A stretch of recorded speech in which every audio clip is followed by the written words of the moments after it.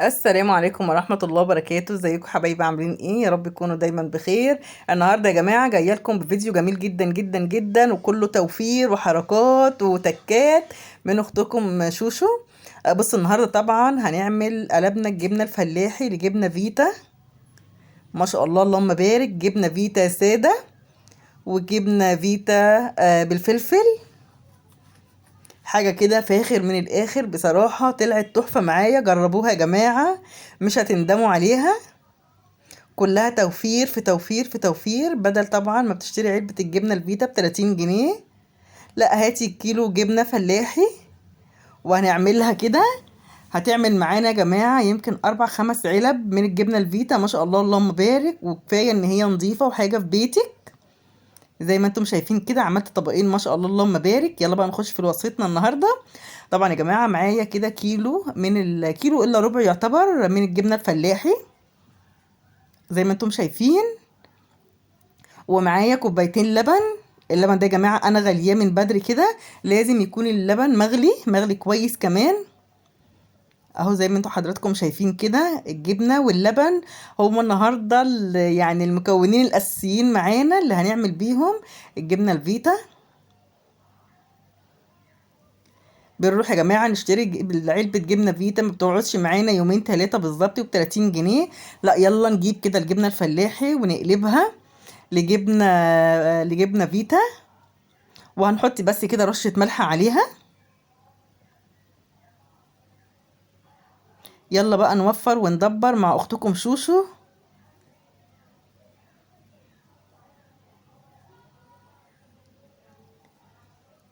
زي ما انتم شايفين هو كيلو جبنه، كيلو الا ربع كيلو. هاتي بقى الجبنه اللي انت عايزاها، عايزه كيلو عايزه نص، اللي انت عايزاه اعمليه. انا بصراحه جايبه كيلو الا ربع، وجايبه نص كيلو، يعتبر نص كيلو لبن. هنحط بقى نسمي الله كده، ونجيب اهم حاجه في خطوتنا النهارده الخلاط، هو اللي هنستعمله النهارده. هنحط بقى شويه لبن كده في قلب الخلاط اهو. نص الكميه يعتبر هنحطها في قلب الخلاط. وهنجيب الجبنه بتاعتنا وهنفرولها كده. هنقطع بقى الجبنة كده ونحطها في قلب الخلاط اهوت. بسم الله بسم الله. كده كفاية عشان الخلاط يضرب معانا. نهرسها بقى كويس كده جدا في الخلاط. وهنحط عليها رشة صغيرة من الملح، مش عايزين ملح كتير يا جماعة عشان ما تبقاش حادقة مننا، يا دوبك نص معلقة مثلا. ولو احتاجنا في الاخر ملح، لو لقيناها دلعة ولا حاجة هنحط لها احنا بايدينا، نحط لها الملح.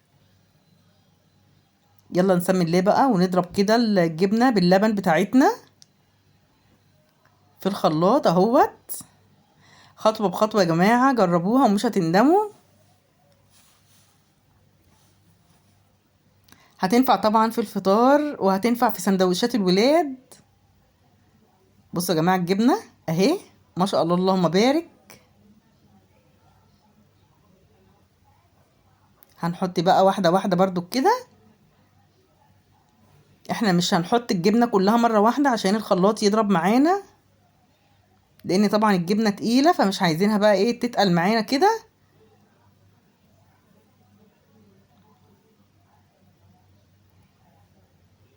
انا بقى يا جماعة الخطوة اللي انا كنت هبوظ فيها الخلاط، حطيت الجبنة كلها، كمية الجبنة كلها في الخلاط. وهحط عليها شوية اللبن اهو.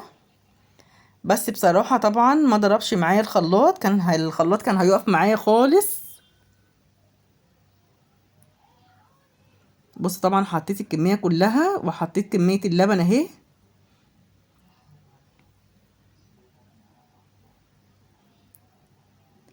طبعا بقى الجبنة نفسها تقيلة، فالخلاط مرضيش يضرب معايا خالص.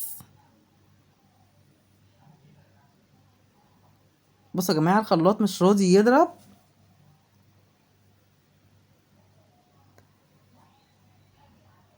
انا بقى هنقص منها شوية كده، ونضرب شوية. يعني بعديها بشوية نضرب البقية عشان خاطر الخلاط ما يبص معانا.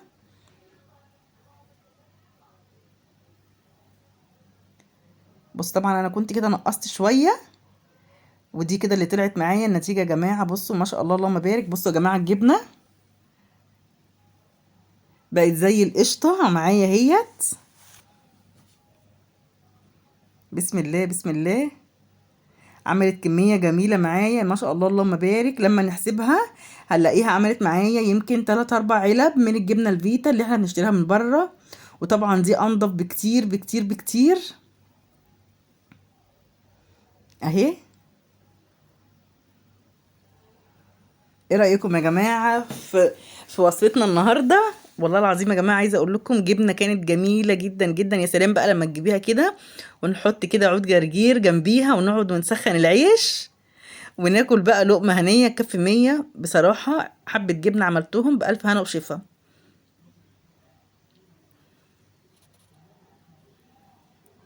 طبعا دي كده السادة، انا مش حاطه عليها اي حاجه، هي الجبنه واللبن وحبه ملح صغيرين، والباقي يا جماعه اللي انا فضيته طبعا اهون. تعالوا بقى نضربهم دول كده ونشوف ايه حكايتهم معانا وهنحط عليهم ايه. دي بقى يا جماعه مش عايزينها ساده، احنا عايزين كده نحط عليها حاجه تغير الطعم عشان نبقى معانا طعمين، طعم ساده وطعم محوج. بص بقى التكايه النهارده هحط على الجبنه قرنين فلفل كده، بس نحطهم قرنين فلفل اخضر. والله ممكن تجربوا برضك الفلفل الاحمر مش وحش، هتديلها لون برضك. يلا بقى نضرب كده برضك رشة ملح اهوت. يلا بقى نسمي الله ونضرب في الخلاط.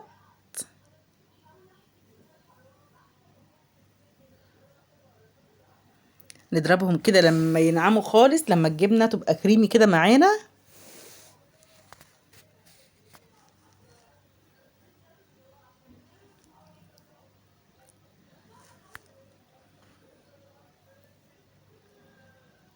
بصوا يا جماعة اهيت. طبعا الفلفل هو اللي عامل لها كده خشانة في قلب الجبنة، انما هي عايزة اقول لكم ان هي ناعمة قوي قوي قوي. عايزة اقول لكم يا جماعة ريحة الفلفل مع الجبنة جميلة جدا جدا بألف هنا وشفا. طبعا انا مش هرمي اي حاجة من الخلاط، كل حاجة هتتحط في الطبق وهفضي كله دلوقتي، مش هسيب اي حاجة في الخلاط لان طبعا خسارة وحرام.